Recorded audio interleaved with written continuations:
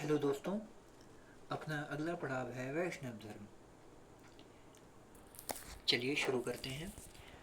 वैष्णव धर्म के विषय में प्रारंभिक जानकारी उपनिषदों से मिलती है। इसका विकास भगवत धर्म से हुआ है। वैष्णव धर्म के प्रवर्तक कृष्ण थे, जो वृषण कबीले के थे और जिनका निवास स्थान मथुरा था। कृष्ण का उल्लेख सर्वप्रथम छांदोग्य उपनिषद में देवकी पुत्र और अंगिरस के शिष्य के रूप में हुआ है। तो कृष्ण का उल्लेख किस उपनिषद में हुआ है? छांदोग्य उपनिषद में देवकी पुत्र और अंगिरस के शिष्य के रूप में इनका उल्लेख हुआ है। एग्जामिनर आपको कंफ्यूज कर सकता है देवकी पुत्र की जगह यशोदा पुत्र देकर, और आप कंफ्यूज भी हो जाओगे। तो देवकी पुत्र याद रखना। विष्णु के 10 अवतारों का उल्लेख मत्स्य पुराण में मिलता है। 10 अवतार इस प्रकार हैं: मत्स्य, कूर्म, वराह, नरसिंह, वामन, परशुराम, राम, बलराम, बुद्ध एवं कल्कि। वैष्णव धर्म में ईश्वर को प्राप्त करने के लिए सर्वाधिक महत्व भक्ति को दिया गया है, क्योंकि इसके पहले ज्ञान और योग दो प्रमुख माध्यम माने जाते थे ईश्वर को प्राप्त करने के। ज्ञान मार्गी ज्ञान के माध्यम से ईश्वर को प्राप्त करने की बात करते थे, और योग मार्गी योग के माध्यम से, कठिन तपस्या के माध्यम से, अपनी कुंडलनी जागृत के माध्यम से ईश्वर को प्राप्त करने की बात करते थे। इस वजह से सारी जनता ज्ञान और योग के रास्ते पर चलने में अक्षम थी। बहुत सारे लोग ज्ञान प्राप्त नहीं कर सकते थे। बहुत सारे लोगों के अंदर जो शारीरिक क्षमता थी वो योग वाली नहीं थी। सबसे आसान तरीका था भक्ति, और भक्ति से ईश्वर से व्यक्ति का साक्षात्कार सर्वाधिक आसान तरीके से हो सकता है। वैष्णव धर्म ने इसी सिद्धांत को अपनाया और भक्ति को महत्व दिया। अब प्रमुख संप्रदाय, मत एवं उनके आचार्यों के बारे में देख लेते हैं। तो सबसे पहले प्रमुख संप्रदाय वैष्णव संप्रदाय, मत विशिष्टाद्वैत मत, आचार्य हैं रामानुज।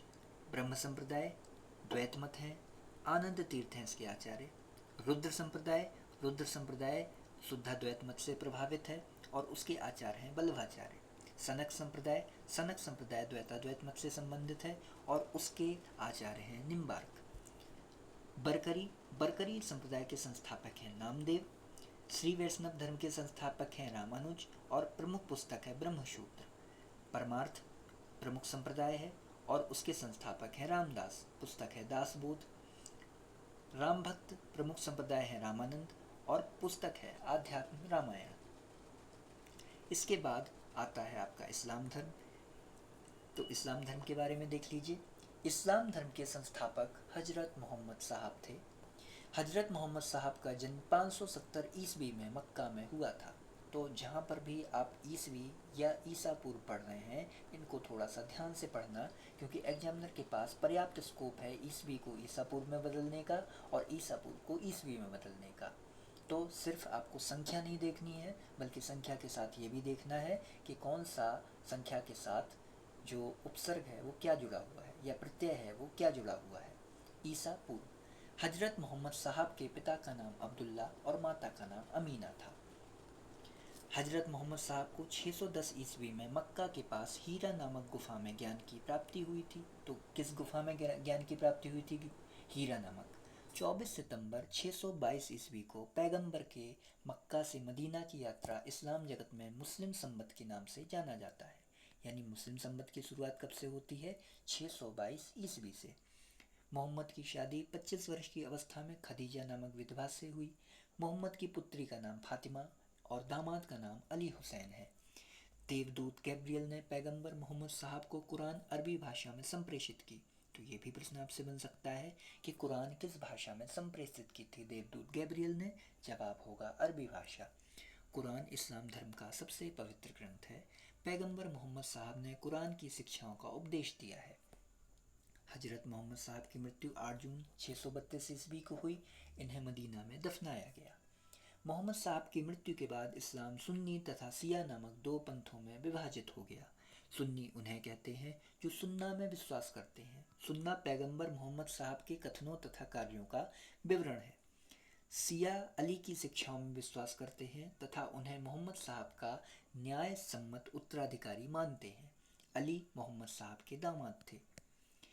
अली की सन 661 ईस्वी में हत्या कर दी गई। अली के पुत्र हुसैन की हत्या 680 ईस्वी में करबला नामक स्थान पर कर दी गई। करबला नामक स्थान कहाँ पर है? वर्तमान ईरान में। इन दोनों की हत्या ने शिया को निश्चित मत का रूप दे दिया। पैगंबर मोहम्मद साहब के उत्तराधिकारी खलीफा कहलाए। इस्लाम जगत में खलीफा पद 1924 ईस्वी तक रहा। 1924 ईस्वी में इसे तुर्की के शासक मुस्तफ़ा कमाल पाशा ने समाप्त कर दिया था। इब्न ईशाक ने सर्वप्रथम पैगंबर साहब का जीवन चरित्र लिखा है। मोहम्मद साहब पैगंबर के जन्मदिन पर ईद ए मिलाद उन नबी पर्व मनाया जाता है। तो उनके जन्म पर कौन सा पर्व मनाया जाता है? किसने मोहम्मद साहब की जीवनी लिखी और कब? जो पैगंबर साहब के जो उत्तराधिकारी थे वो क्या कहलाते थे? खलीफा कहलाते थे। तो चलिए अब आता है ईसाई धर्म। ईसाई धर्म के संस्थापक हैं ईसा मसीह। ईसाई धर्म का प्रमुख ग्रंथ है बाइबल। ईसा मसीह का जन्म जेरूसलम के निकट बैथलहेम नामक स्थान पर हुआ था। ईसा के जन्म दिवस को क्रिसमस के रूप में मनाया जाता है। ईसा के माता का नाम मेरी और पिता का नाम जोसेफ है। ईसा ने अपने जीवन के प्रथम 30 वर्ष एक बढ़ई के रूप में बैथलहेम के निकट नाजरेथ में बिताए थे। ईसा मसीह के प्रथम 2 शिष्य एंडूस एवं पीटर थे। ईसा मसीह को सूली पर रोमन गवर्नर पोंटियस ने चढ़ाया। तो अगर आप वनडे एग्जाम की तैयारी कर रहे हैं, ये सारी चीज़ें नाजरेज, पोंटियस, एंडूस, पीटर, ये आपके लिए इम्पोर्टेंट हैं। ईसा मसीह को 33 ईस्वी में सूली पर चढ़ाया गया। ईसाई धर्म का सबसे पवित्र चिन्ह क्रॉस है। ईसाई त्रित्व में विश्वास करते हैं, ईश्वर पिता, ईश्वर पुत्र, ईश्वर पवित्र आत्मा, यानी ईश्वर के ही भिन्न भिन्न रूप, ईश्वर पिता के रूप में, ईश्वर पुत्र के रूप में और ईश्वर पवित्र आत्मा के रूप में। पारसी धर्म के पैगंबर जरथुस्त्र थे जो ईरानी थे। उनके शिक्षाओं का संकलन जेंड अविस्ता नामक ग्रंथ में है जो पारसियों का धार्मिक ग्रंथ है। इनकी मूल शिक्षा का सूत्र सद्विचार, सद्वचन तथा सद्कार्य है।